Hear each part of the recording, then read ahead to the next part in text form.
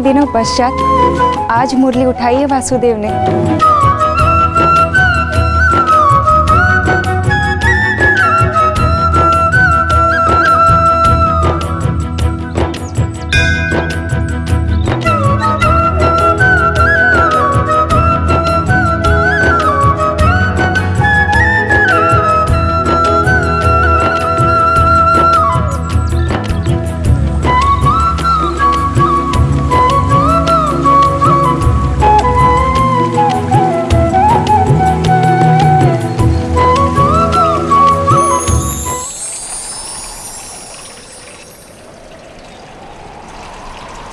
रुक क्यों गए माधव?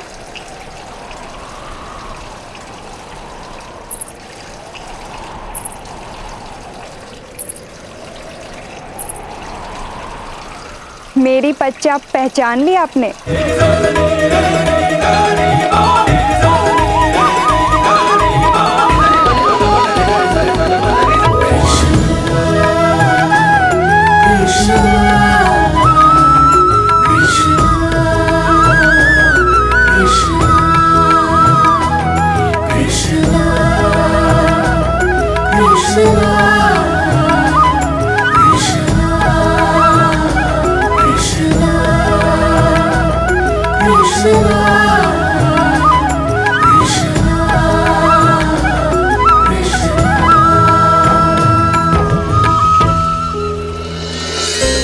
हाँ, पच्चाप तो सुनी थी, परंतु इतना विश्वास कैसे कि वो पच्चाप तुम्हारी थी रुक्मिणी? मेरे अतिरिक्त और कौन हो सकता है? परंतु इस भांति मुरली बजाकर आपका मुझे पुकारना बहुत अच्छा लगा। सच कहूं तो आज मैंने मुरली उठाई ही नहीं, वो स्वयं मेरे होठों से आके लग गई। अब ये तो मुरली ही जाने कि वो तुम्हें पुकारने के लिए मेरे होठों से लगी या किसी और का स्वागत करने के लिए। रहने दीजिए, अर्धांगिनी हूं आपकी, आपका वर्तमान आपका भविष्य सब कुछ जानती हूं। मेरे अतिरिक्त यहाँ कौन आएगा जिसका स्वागत करेगी ये मुरली? किसने कहा तुमसे रुक्मिणी कि स्वागत केवल वर्तमान और भविष्य का ही किया जाता है? कभी कभी अतीत भी आकर द्वार पर खड़ा हो जाता है।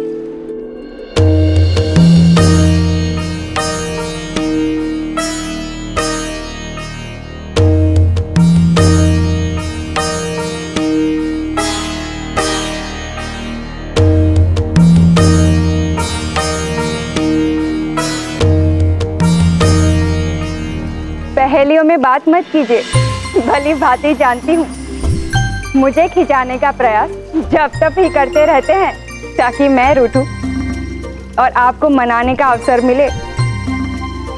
अच्छा, इतना विश्वास? और नहीं तो क्या, अर्धांगिनी हूँ आपकी।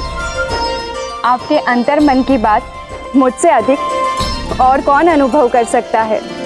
तो बताइए, इस समय मुझे क्या अनुभव हो रहा है? भूख अनुभव हो रहा है और मैंने आपका प्रिय भोजन तैयार भी कर लिया है, अभी प्रस्तुत करती हूँ।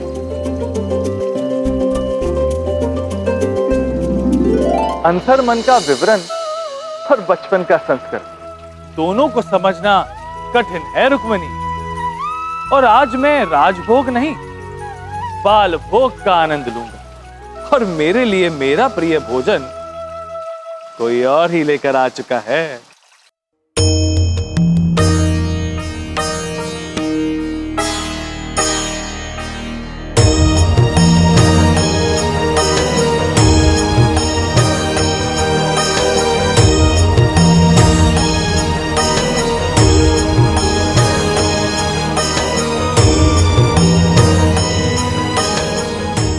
भोजन नहीं है माँ, आपने कहा तो आज भात और माखन दोगी।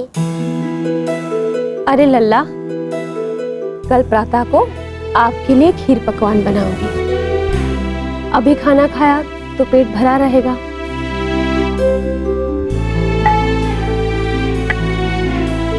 ये जल पी के सो जा।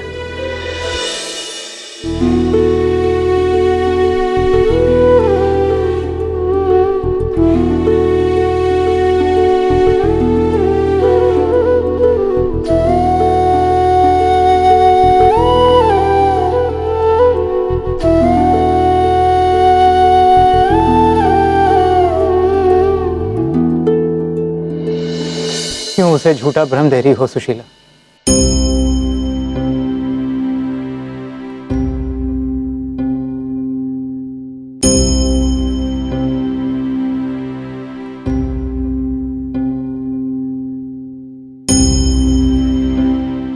आज भी भिक्षा नहीं मिली?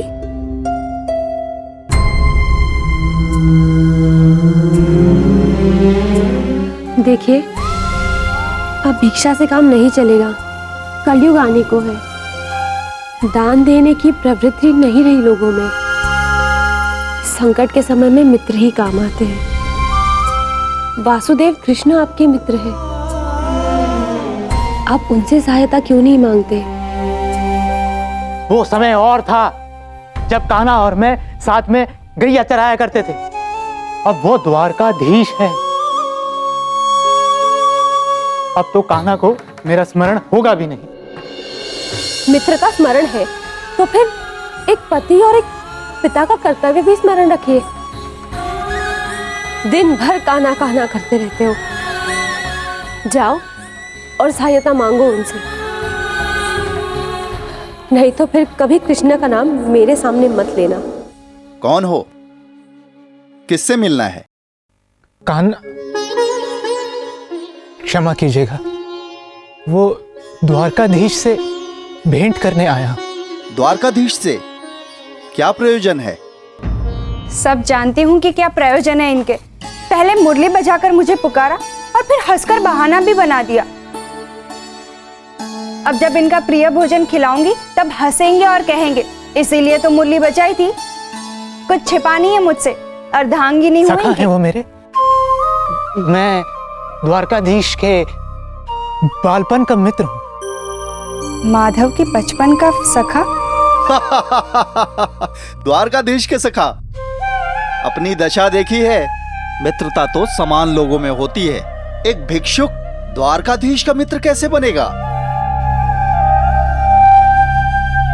उचित कहा बंधु। कहाँ द्वारकाधीश और कहाँ मैं, कोई तुलना ही नहीं।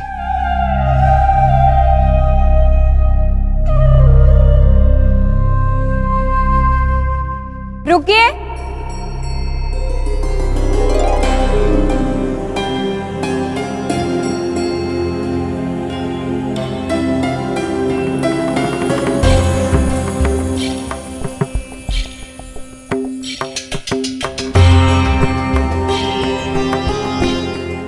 आपने कहा आप द्वारकाधीश के मित्र हैं, क्या ये सत्य है? संकोच मत कीजिए, बताइए नाम क्या है आपका? सुदामा,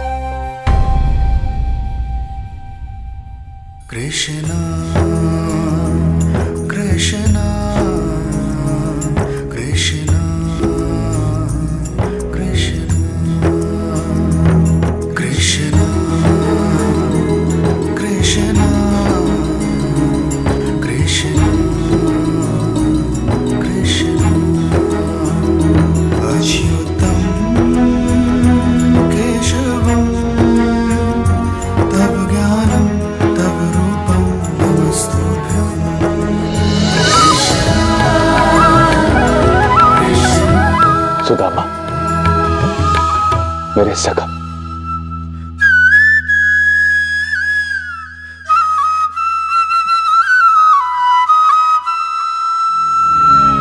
मेरे भाई, कितने वर्षों बाद आज ऐसा ज्ञात होता है कि मैं द्वारकाधीश नहीं, त्रिलोकाधीश बन गया। विलंब से आने की लत गई नहीं तुम्हारी। गोकुल में जब हम खेल खेलते थे, खेल शुरू हो जाता था, पर तुम आने में हमेशा विलंब करते थे। गुरु के आश्रम में उठने से विलंब करते थे, और यहां आने में भी इतना विलंब कर दिया।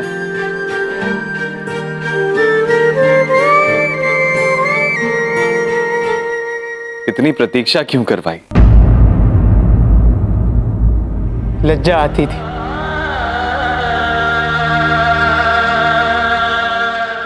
तुम गोपाल से द्वारकाधीश बन गए और मैं वही निर्धन सुदामा।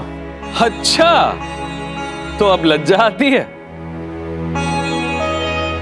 तब लज्जा नहीं आई जब मुझसे ही माखन चुरवाकर मुझे ही माता की मार खिलवाते थे। तब लज्जा नहीं आई जब दाऊ के साथ मिलकर मुझे काला काला चढ़ाया करते थे। सखा, जहां लज्जा होती है वहां मित्रता नहीं होती, और जहां संकोच होता है वहां विश्वास नहीं होता।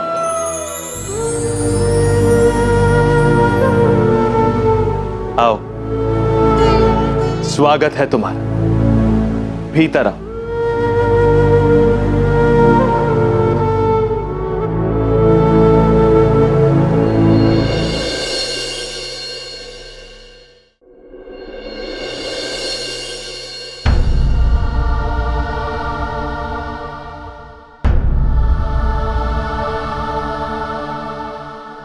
नहीं नहीं, ये क्या कर रहे हो? मेरे पांव छू के मुझे पाप का भागीदार मत बनाओ कान्हा।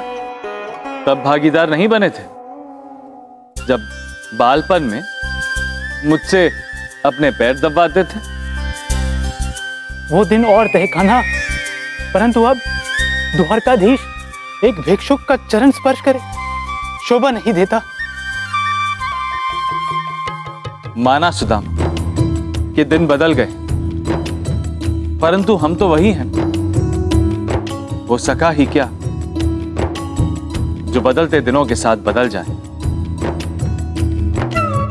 जानते हो ना मैं कौन हूं? द्वारकाधीश। कारागार में बंद करवा दूंगा, चुप्पी साधे बैठो।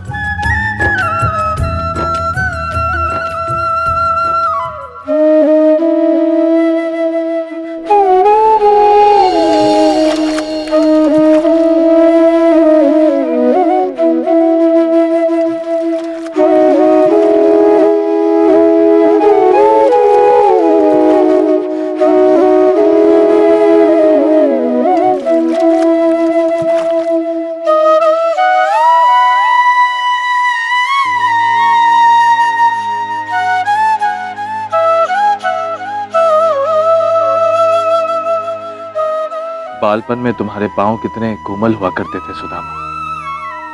हाँ, क्योंकि तब दरिद्रता के कांटे इनमें नहीं चुभे थे।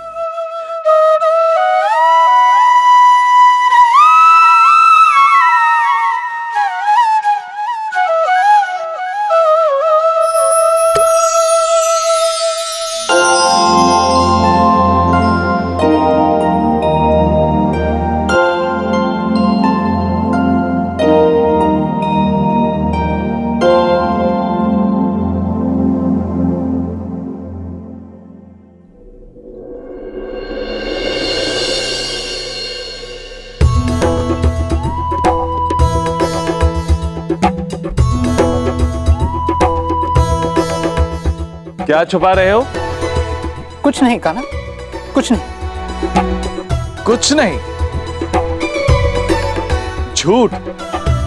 क्या छुपाया उस लाल पोटली में?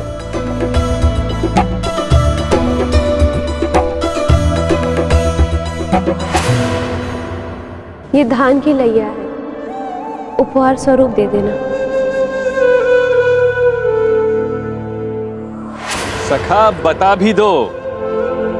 कुछ नहीं खाना, कुछ भी विशेष नहीं है।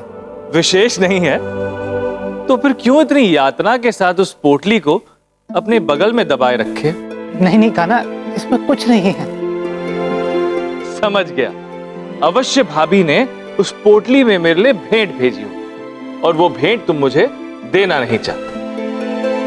दिखाओ। कुछ भी नहीं है खाना। लाओ। नहीं खाना। खाना नहीं।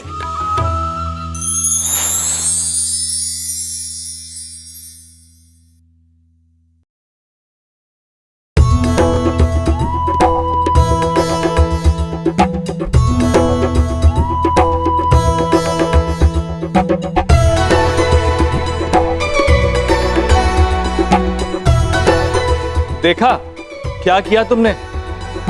भाभी की भेंट मुझे देना नहीं चाहते थे, इसलिए सारी की सारी बिखेर दी।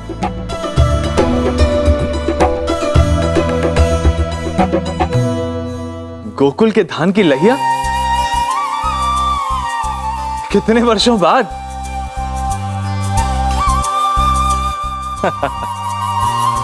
लेकिन देखो ना, मेरा भाग्य तुम्हारी तरह कपटी नहीं है। इसमें अभी 3 लैया बची हैं और ये 3 लैया मेरे भूख के लिए पर्याप्त है।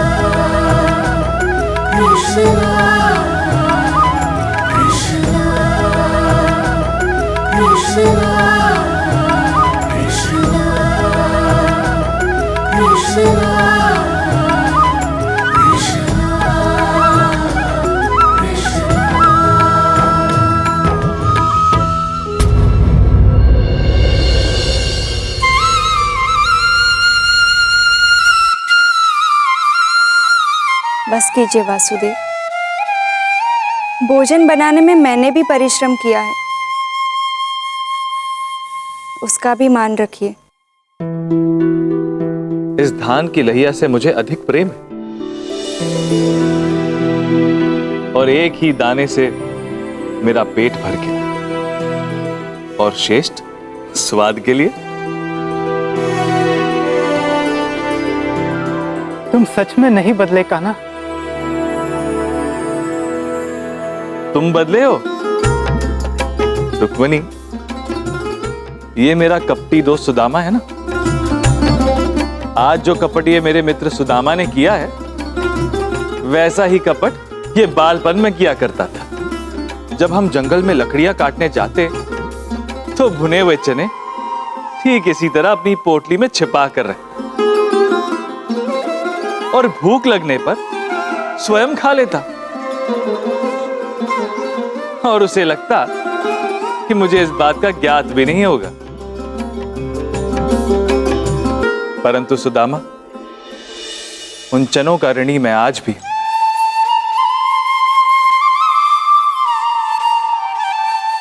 और इस धान की लहिया का भी।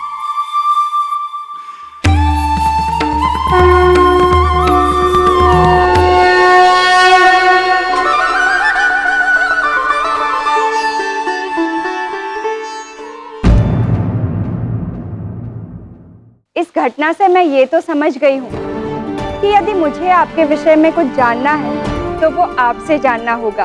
तो अपनी कथा का अमृत मुझे भी सुनाइए ना। अवश्य रुक्मिणी, परंतु मेरी कथा जानने से पहले ये आवश्यक है कि तुम जान लो कि मैंने जन्म क्यों लिया, कर्म का ये पथ क्यों चुना।